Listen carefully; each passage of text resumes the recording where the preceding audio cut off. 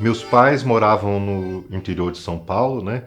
Meu pai paraibano, neto de negro e índia, então já vem uma história lá atrás com relação a esses povos. E minha mãe, filha de italianos. Meu pai era pedreiro, minha mãe dona de casa, e daí viveram algum tempo lá no interior de São Paulo e depois vieram para Dourados. Né? Vieram para Dourados porque minha mãe recebeu uma pequena herança e eles compraram uma terra aqui. Uma terra aqui do lado da reserva indígena. Passando a reserva indígena, à direita, eles compraram um sítio. Né? Já veio com três crianças, né? Meus três irmãos mais velhos do que eu. E eu nasci aqui. Eu nasci aqui no mato, né? E daí, nesse sítio, né? Nesse sítio, minha mãe tinha um bulicho.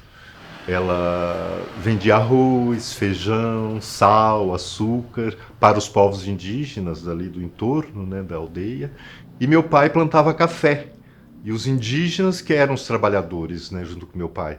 Enfim, minha mãe fazia roupas, né, ela tinha uma máquina de costura e, e foi nesse ambiente, nesse bulicho, que era a nossa casa também, que eu nasci.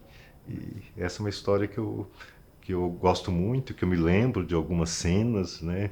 Eu lembro dos povos indígenas. Eu ficava num quadradinho, eu e um irmão meu, que era um ano mais velho que eu, ficávamos num quadradinho de madeira, né? E ali passávamos o dia, né? Minha mãe costurando, vendendo as coisas que tinha no bolicho. Ela fazia roupas para os índios também, né? Vestido, calça, camisa, tudo muito simples, não era, né?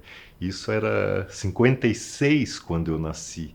Né? Eu nasci em 1956 e nesse sítio eu vivi até meus 5 anos, quando teve uma grande geada e daí meu pai perdeu todo o café e daí eles vieram para a cidade, vieram para Dourados, né? Cidade assim era uma grande fazenda, né?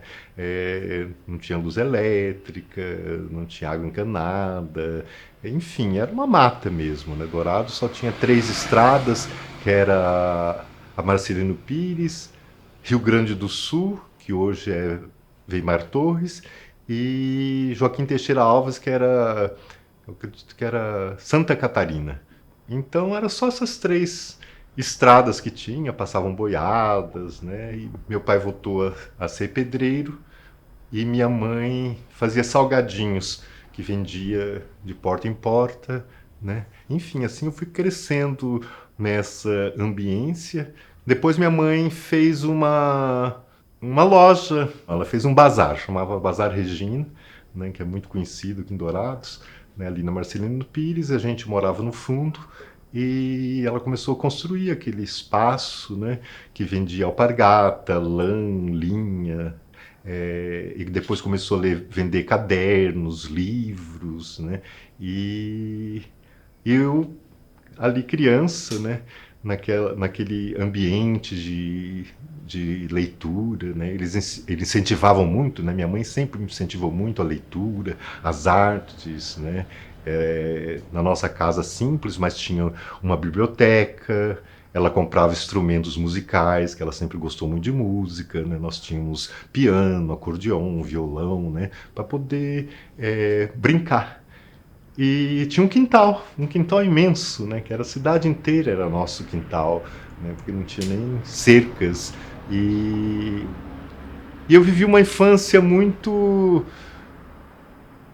linda. Eu sou muito grato à infância que eu vivi, porque eu acho que essa infância foi a minha grande biblioteca, a grande biblioteca da minha vida. Era ali nesses quintais que eu fazia meus teatros, né? Porque eu faço teatro, escrevo poesia desde de muito pequeno. Né? Desde os 7 anos, na escola, eu fazia teatro, eu fazia cirquinho no fundo do quintal, eu escrevia livros, né? Pequenos livros de poemas. A poesia sempre salvou a minha vida. Eu vou contar mais para frente o porquê a poesia salvou a minha vida. Enfim, eu era um menino do mato, né? E vi essa cidade crescer e eu cresci junto com ela. Era uma ligação muito forte com a natureza, né? Uma ligação visceral com a natureza, com as árvores, com os rios, né? Com a Guavira, né? Final de semana a gente passava sempre numa fazenda ou outra dos amigos, ou ia na beira de um rio para pescar, para catar guavira nos campos. Enfim, era uma infância deliciosa, né? Eu acho que é uma infância que todo mundo gostaria de ter. E essa infância foi a minha grande biblioteca, porque eu traduzo essa minha vida, né, aqui nos meus poemas. Né? Meus poemas são muito biográficos. Né? Quando eu comecei a ver a cidade a crescer, né, quando eu já estava na adolescência, né, que começou a ter água encanada, ter luz elétrica. Né? A televisão chegou aqui quando eu tinha 17 anos. Né? Então era uma infância de brincar, de encantamentos, né? E eu até fiz um poema na época, né, quando chegou a televisão, né, em Dourados, eu fiz um poema que é assim: minha cidade era assim. Tinha uma rua cheia de árvores enormes, que passava por uma praça com árvores enormes, onde a estátua de um herói da guerra dava seu último grito, e uma fonte luminosa iluminava coloridos olhos de crianças loucos, velhos e merubundos. Passavam revoadas de pássaros, periquitos, andorinhas, passavam boiadas doiradas, só não passava o trem que a cidade sonhava, que a cidade queria. No fim de semana, o sol levava todos aos campos, e se colhiam flores, guavira, levava também ao rio que ofertava água, peixes, tinha lama, poeira, Maria louca, louca por brincadeira e folia. Ah, adorados, adorados. Agora eu vou dar uma pausa porque o poema que eu fiz era até aí.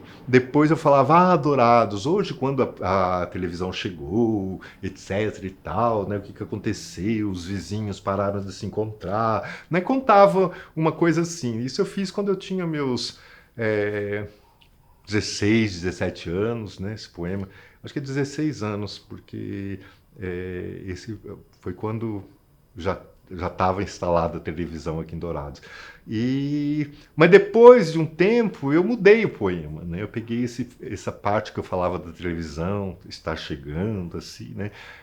Talvez deva ter no Jornal Progresso, porque desde garoto eu mandava minhas poesias para o Jornal Progresso, né? Devem ter raridades lá no jornal nessa época. Mas daí, passado um tempo, eu mudei o final desse poema para ele ser uma coisa mais universal.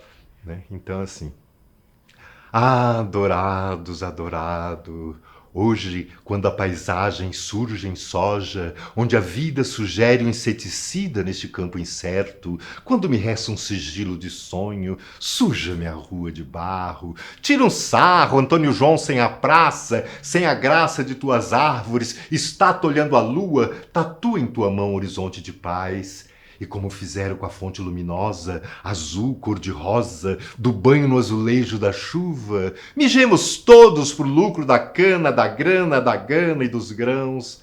Ah, dourados, sem dourados no rio, quem te vê, quem te viu? Cadê o boi? Foi pro mato. Cadê o mato? Fogo comeu. Cadê o fogo? A água lambeu. Cadê a água? O homem bebeu. E cadê o homem que nem percebeu? Então esse poema, ele retrata bem a minha infância, a minha adolescência, né? Sempre foi retratada nos poemas, né? E com 17 anos eu fui para São Paulo. Eu fui para São Paulo para fazer faculdade. Naquela época que não tinha, só tinha poucos cursos, né? Só tínhamos o CEUD, que tinha letras, história, geografia. E meus pais queriam que eu fosse médico. Né? Então eu fui para ser médico, é lógico. Eu cheguei em São Paulo, eu desisti no primeiro momento, porque o que eu queria mesmo era fazer teatro, né? Eu gostava de arte, sempre gostei, então era o que eu queria fazer, né? E acabei fazendo psicologia, mas a primeira coisa que eu fiz em São Paulo foi teatro. 17 anos, eu fui para São Paulo fazer o terceiro colegial e fazer cursinho, né, pré-vestibular. E, e na escola que eu estudava tinha 3 grupos de teatro. Eu falei, lógico que não era o pessoal que estava se preparando para o vestibular, né? Era o pessoal do primeiro ano, do segundo ano.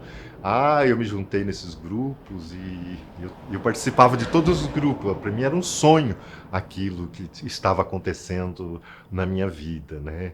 E a arte, a poesia foi o que me salvou, porque eu sofri muito bullying quando eu cheguei em São Paulo, porque eu era um caipira, sabe? Literalmente eu era um caipira, né? Eu falava errado as coisas, né? Não tinha um português é, claro, né? Então o povo me chamava de Tarzan, né? Se eu ia na escola de preto, era Zorro. Eles ligavam tudo do lugar onde eu vim, né? Achavam que aqui tinha onça, tinha bichos, etc e tal, né?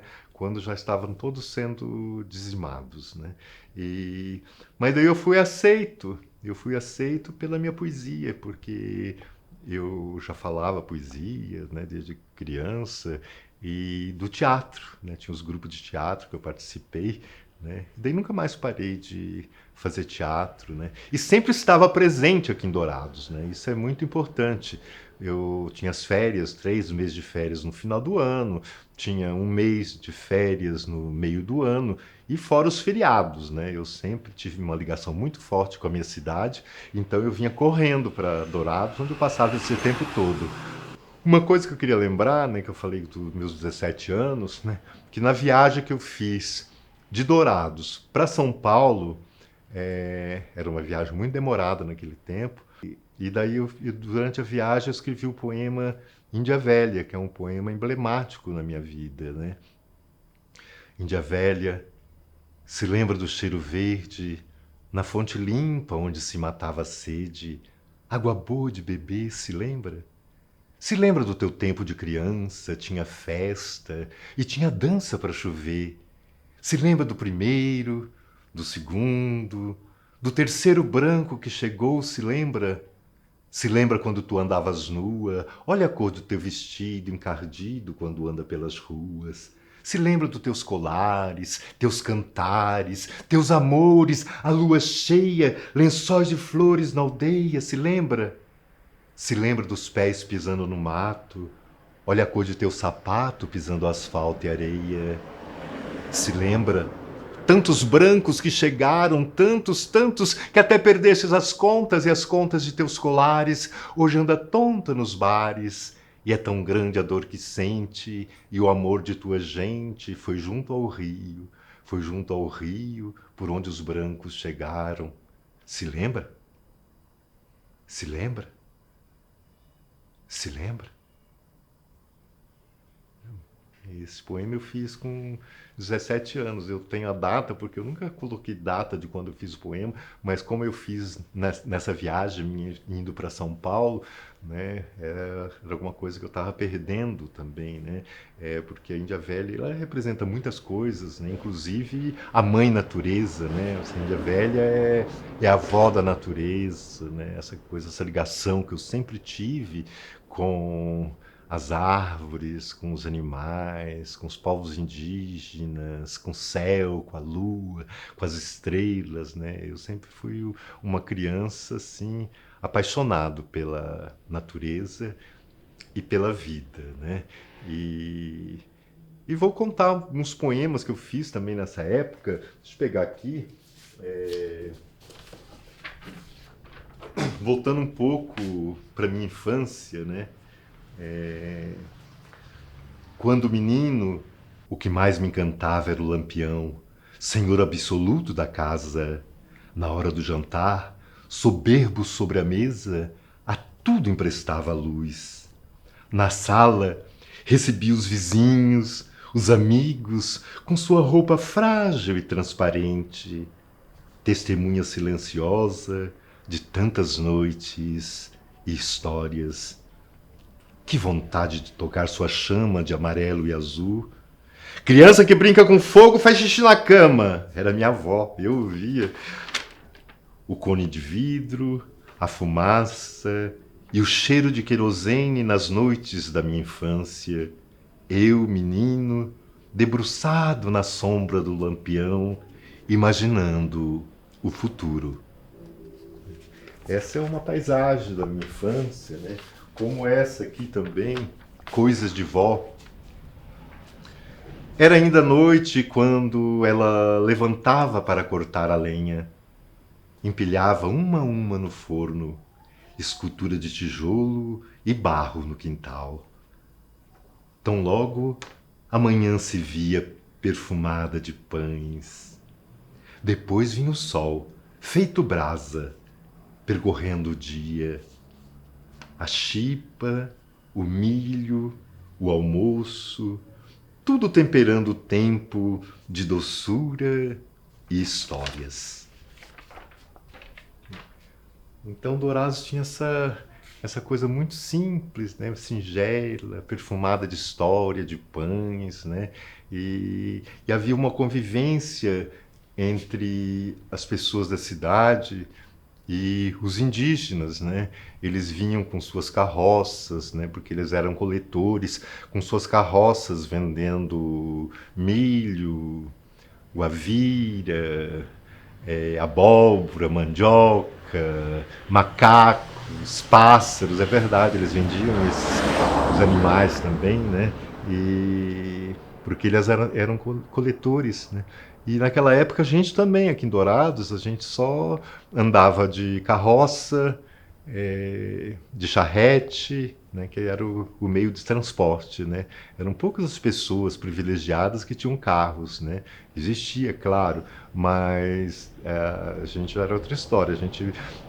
Esse era o meio de transporte da minha infância até a minha adolescência. Eu ainda andava de charrete, né? Enfim, era uma delícia, uma grande brincadeira e esse contato forte com a natureza, né? E depois na década de 70 vem o milagre econômico e daí começam a transformar tudo em soja, né? Trigo, primeiro foi o trigo que chegou, né? Depois o soja, né? Os pastos, né? Porque aquilo era uma fazenda, eram fazendas de gado, né? Daí começou esse milagre econômico e vieram muitos gaúchos para cá e sulistas em geral e começaram a devastar tudo, plantar soja, trigo, né? É quando eu digo hoje, quando a paisagem surge em soja, onde a vida sugere um inseticida nesse campo incerto, surge a minha rua de barro, né? Era a minha saudade que eu tinha daquela infância tão cheia de vida, cheia de natureza, né? E daí começou a acontecer uma coisa muito triste com a população indígena, que e como eles eram coletores, eles já não tinham mais onde coletar. Eles confinados no espaço pequeno, né, que tiravam eles das fazendas para não ter problemas para os fazendeiros e colocavam ele nesse grande campo de concentração, que às vezes eu falo isso quando eu quero denunciar, um grande campo de concentração de várias etnias, né, para poder roubar-lhe as terras, né? E, e daí esses índios começaram a passar fome, né? Antes eles tinham esse contato com a natureza, com a cidade, eles começaram a passar fome, né? E daí quando eu vinha para Dourados, eu via aquelas imagens assim horripilantes, né, de crianças indígenas de 2 anos dentro de um latão de lixo, catando lixo para comer, sabe? Outras pedindo pão velho, né? Foi uma coisa que me deixava assim indignado, né? Indignado de fazerem isso com um povo tão bonito, um povo irmão, né? E eu já defendia muito as comunidades indígenas através da minha poesia, né? Desde os meus 15 anos, né? Eu de alguma forma denunciava isso, né? De um jeito mais poético, porque nós vivíamos na ditadura militar e a repressão era muito violenta. Então eu fazia uns poemas para uma forma de denunciar. E uma das minhas férias, né, isso eu devia estar com meus 20 anos, eu vim para Dourados e aquilo me deixou muito, foi uma época que me marcou muito, né? E aqui em Dourados nós tínhamos um bispo, Dom Teodardo, era um alemão, assim, um alemão sisudo, mas era uma alma boa, porque ele era o único que denunciava o que estava acontecendo com os povos indígenas aqui em Dourados, né? Já começou a ter suicídios de índios, né? E, enfim, daí eu fui até a casa do bispo e falei para ele, né, que eu queria ajudá-lo, né? O que eu podia fazer, porque eu sofria muito com isso que estava acontecendo, com esse genocídio que estava acontecendo, né, aqui na minha cidade, né? E ele, como era a voz dos índios, ele falava na missa, ele falava na rádio, né? Ele denunciava no jornal, né? Porque ele era inconformado com isso, né? Vivia sendo chamado, né, na Polícia Federal, no Exército, para dar depoimento e sofrer ameaças, né? E daí eu falei, esse é dos meus. Eu fui até lá no bispo, né? E falei para ele que eu queria fazer alguma coisa, né? Que o que eu posso fazer, né? Daí ele disse assim: o que você faz? Eu falei, eu sou estudante e sou poeta, né? Eu estudo em São Paulo e sou poeta. Ele falou, então vai para casa e faz uma poesia. Faz uma poesia sobre isso, não é? Você quer fazer alguma coisa, faz poesia. Se você fosse professor, eu falava para você fazer algum trabalho de educação lá na reserva. Se você fosse um médico, você trabalhasse com a saúde, né? Mas se você é poeta, vai para casa e faz uma poesia. Eu voltei para minha casa dos meus pais, né? E fiz o poema Genocídio, né? Que é um poema bem marcante, que muita gente já conhece, né? Vou falar só um trecho dele. É... Tem pão velho? Não, criança, tem o pão que o diabo amassou. Tem sangue de índio nas ruas, e quando é noite a lua geme aflita por seus filhos mortos. Tem pão velho? Não, criança, temos asfalto, água encanada, supermercados, edifícios, temos pátria, pinga, prisões, armas e ofícios, mas não temos pão. Tem pão velho? Não, criança. Temos comida farta em nossas mesas, abençoadas de toalhas de linho, talheres. Temos mulheres servis, geladeiras, automóveis, fogão, mas não temos pão. Tem pão velho? Não, criança. Tem tua fome travestida de trapos nas calçadas, que tragam seus pezinhos de anjo faminto e frágil, pedindo pão velho pela vida. Temos luzes sem alma pelas avenidas, temos índias suicidas, mas não temos pão. Tem pão velho? Tem pão velho? E assim vai o poema. Quis falar uma parte para poder lembrar, contextualizar esse encontro meu com Dom Teodardo, né, que gerou esse poema tão forte, tão contundente, né, de luta mesmo, né. Eu falava esses poemas nos lugares assim para denunciar isso que estava acontecendo, né.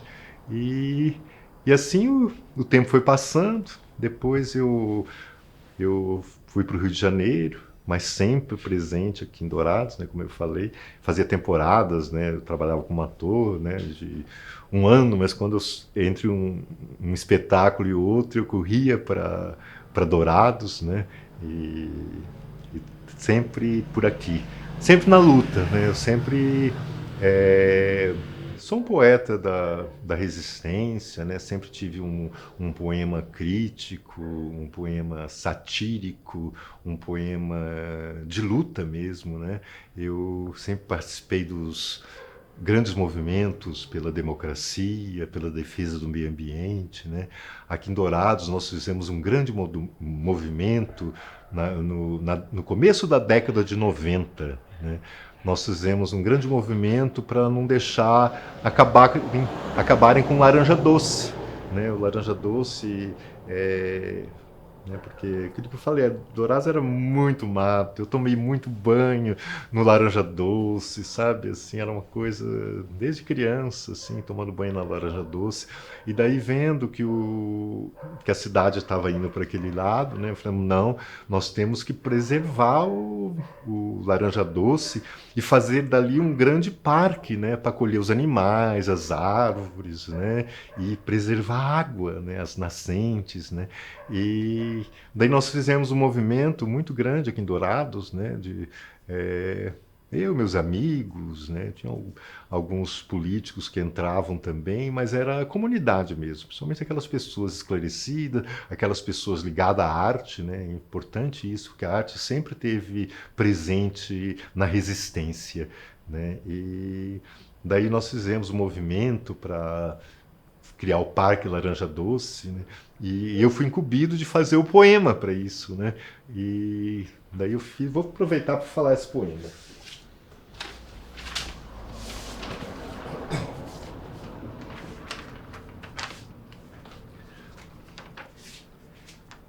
Lá longe nasces, benfeitor da terra, pequenino e doce. Laranja porque alimentas animais, homens e plantas. Laranja doce porque te deram um nome.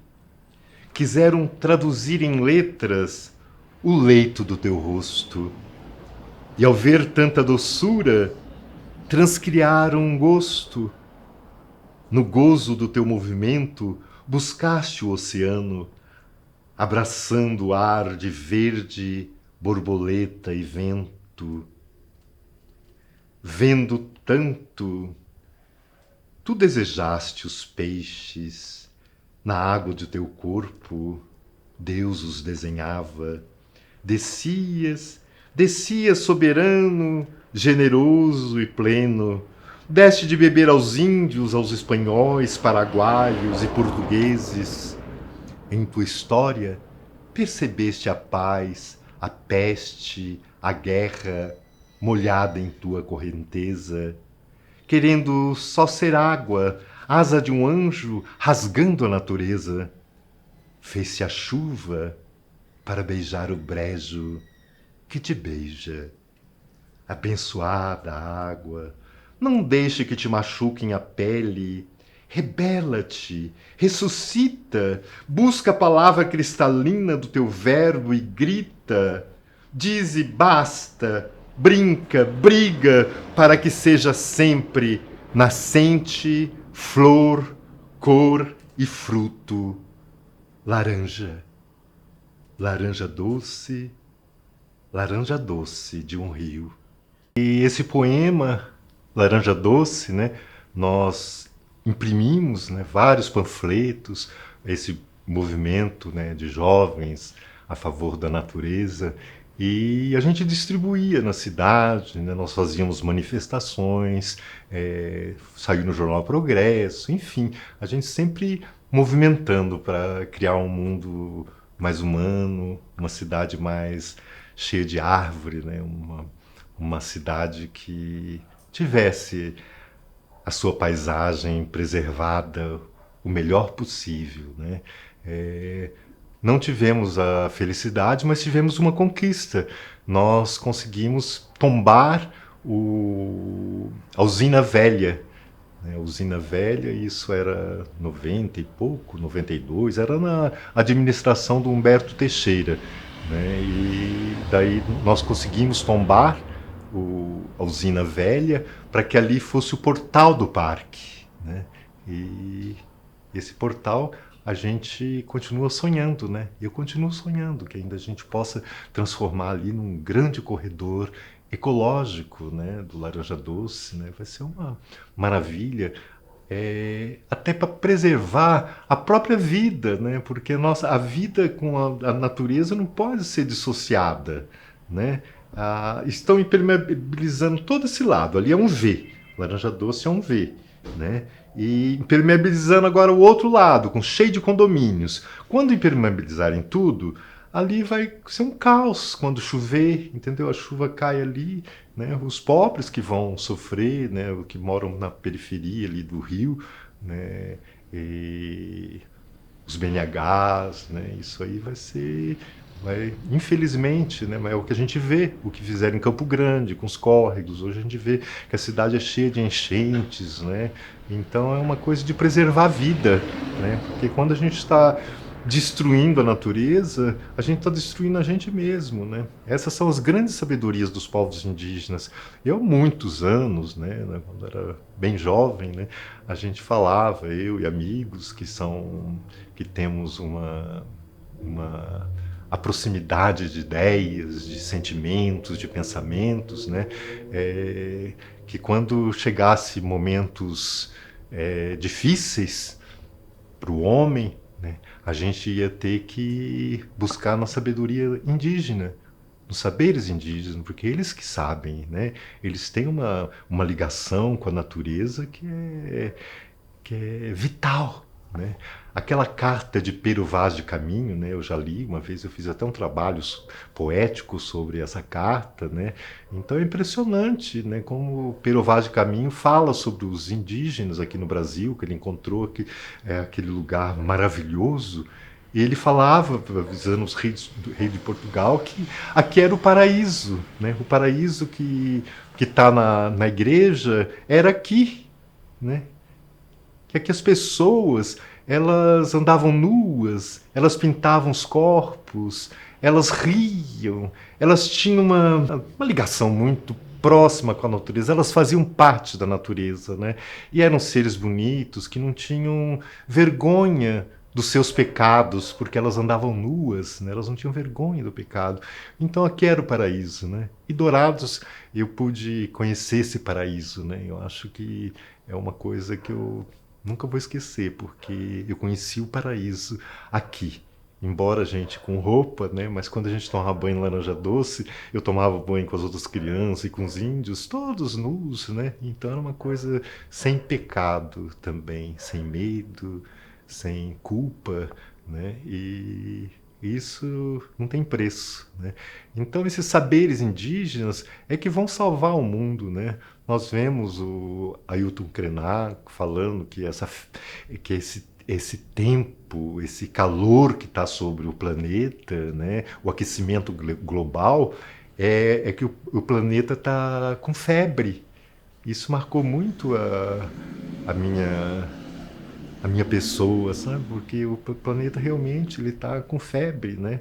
Agora essa epidemia também que nós estamos vivendo agora, um momento mais crítico dessa pandemia, isso também é esse distanciamento que o homem vai tendo da natureza, sabe? Quanto mais ele vai se distanciando da natureza, mais ele vai criando doenças, né? Isso é ciência, não é filosofia, né? Tudo que os índios falam são saberes, mas são ciência também, para aquelas pessoas que têm a condição de ver, né, nos seus estudos, na ciência, nos livros, né? A gente não pode destruir a natureza. A gente destruindo a natureza, a gente está destruindo a nós mesmos, né? E então eu acho que eu agora estou com um projeto, eu estou escrevendo já faz um tempo, né? É um livro sobre os direitos das árvores, né? Porque as árvores são seres vegetais, mas são seres vivos, são seres que têm sentimentos, né? A água tem sentimento, a água é vida também, né? E nós somos vida também, mas o homem está destruindo a própria vida, sabe? Quando ele destrói a água, quando ele destrói uma árvore, quando ele mata os animais, né? Os animais fazem parte desse movimento ecológico, dessa cadeia ecológica, né? Um depende do outro, né? Então a gente se afastando da natureza, a gente está se afastando de nós mesmos, né? E criando doenças como essa peste que está aqui no mundo hoje, é por conta dessa quebra, dessa cadeia ecológica entre os homens, entre os animais, entre a vida, né? Então, eu já fiz uma assembleia com as árvores, né? Eu fiz uma assembleia com as árvores e elas estão todas juntas, né? Elas querem que a gente faça essa grande assembleia pelos direitos humanos, pelos direitos dos animais, pelos direitos à vida e pelo direito das árvores e das águas, né? Eu acho que daí a gente vai poder ter um mundo mais humano, mais verdadeiro e menos doente, né? O que uma pessoa faz numa cidade que quando tem um feriado corre todo mundo para as águas, né? Se é no litoral, você vê aqueles congestionamentos, todo mundo quer a natureza, porque a natureza faz parte dela, né? Aqui em Dourados, as pessoas vão para as fazendas, vão para Bonito, vão buscar água, vão buscar árvore, vão buscar sombra, vão buscar a natureza, o ar puro, né? E por que a gente tem que fazer isso? Por que não pode ser assim todo dia? A gente reconstruir esse paraíso aqui, né? Buscar esses saberes indígenas, buscar a própria ciência e fazer um mundo mais justo e mais verdadeiro. As maracas, as ocas tocam sanga, puitã. As violas de coxo solam sanga, puitã. Os tambores do cerrado ressoam sanga, puitã. Rosa Guimarães se encantou com sanga, puitã. A palavra é que sabe, a palavra é que sabe, a palavra. As maracas, as ocas tocam sanga, puitã. As violas de coxo solam sanga, puitã. A música é que sabe, a música é que sabe. Os tambores do cerrado ressoam sanga, puitã. As maracas das ocas tocam sanga, puitã. As violas de coxo solam sanga, puitã. A nação Guaicuru se pintou sanga, puitã. As cores é que sabem, as cores é que sabem, as cores. As maracas das ocas tocam sanga, puitã. As violas de coxo solam sanga, puitã. Os tambores do cerrado ressoam sanga, puitã. A nação Guarani se pintou sanga, puitã. A terra é que sabe, a terra é que sabe, a terra, a terra, a terra. Tecorá, tecorá, tecorá, tecorá.